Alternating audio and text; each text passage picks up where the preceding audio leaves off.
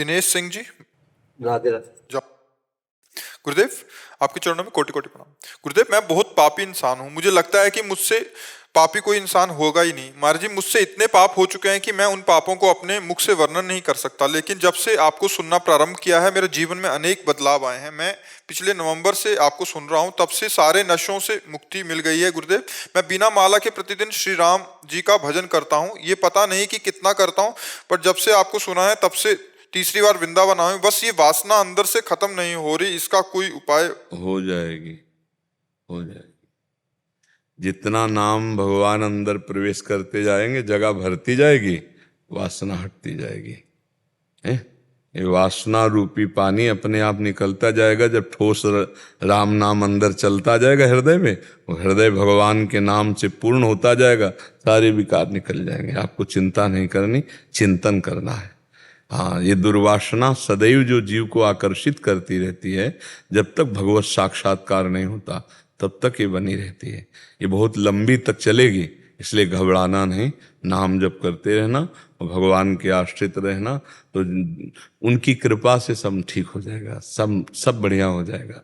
दुर्वासना हमको अब घसीट नहीं सकती, ये विश्वास करो। हम भगवान की शरण में हैं, भगवान की ये जब कभी दुर्वासना बढ़े, तत्काल ध्यान करो, मैं भगवान की शरण में। ए दुर्वासना, अब तू मुझे नष्ट नहीं कर सकती, क्योंकि मैं हरि शरणम, मैं भगवान की शरण में हूँ। और सीम की चाप सके को तासु, बड़ रखवार रमापति जासु।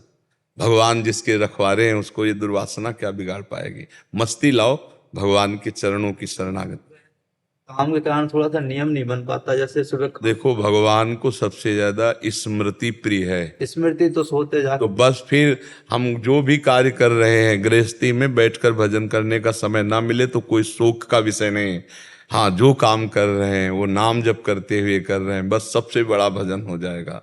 बात समझो। आसन में बैठ करके ये विरक्तों के लिए, गृहस्थों के लिए फावड़ा चला रहे हैं, राम राम। जो काम कर रहे हैं भगवान का स्मरण करते हुए, बहुत बढ़िया भजन है, बहुत बढ़िया भक्ति हो जाएगी अगर इसको करना सीख जाए।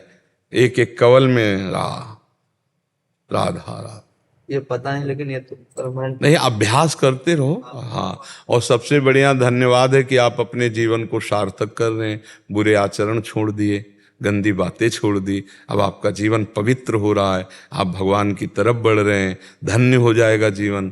नहीं तो फिर वही सूकर कुकर की योनियों में जाना पड़ता। पक्का समझो, जो मनुष्य देह प्राप्त करके असत आचरण करता है, उसकी दुर्गति। जो न तरे भवसागर, अस समाज नर पाए, स्वत्य निंदक मंदमति आत्महनन गति जाए। वो आत्महत्यारा अपना उद्धार कर नहीं पाया मनुष्य देह में, और उसकी दुर्गति होगी। अगर आप नाम जप कर रहे हो, फिर शरीर छूट जाता है, और अगर कमी रह गई है तो अगला जन्म ऐसे कुल में होगा जहाँ भगवान की भक्ति का वातावरण होगा, और जन्म से ही भगवान की भक्ति में बढ़कर भगवान को प्राप्त कर लोगे। इसमें घाटा नहीं होगा। पर जो भजन ही नहीं करते, गंदे आचरण करते, उनका जीवन व्यर्थ जा रहा है। तो सत्संग उनके जीवन को सार्थक कर रहा है। हम तो ये कह रहे हैं, अगर 5 मिनट भी पूरे दिन में भजन करने लगा कोई, तो जीवन की शुभ की शुरुआत कर दी। 24 घंटे में 5 मिनट बोला राधा राधा कृष्ण कृष्ण हरि हरि, उसने जीवन में मंगल बीज बो दिया। अब उसका अमंगल जो है वो नष्ट होना प्रारंभ हो जाएगा। 5 मिनट। और कहीं कोई चलते फिरते उठते बैठते नाम जप कर रहा है तो क्या कहना, सा तरत सा लोकान तारेते। नाम जापक भक्त अपने आप को तार देता है, अपने परिवार को तार देता है, अपने कुल को तार देता है। और कह रहे हैं लोकान तार्यते, वो लोक के लोक को तार सकता है। मम भक्ति युक्तो भुवनम पुनातु, भुवन का भुवन पावन कर सकता है। इसलिए खूब भाव से नाम जप करते रहो, वासना की चिंता मत करो, उपासना में लगो, वासना अपने आप नष्ट हो जाएगी।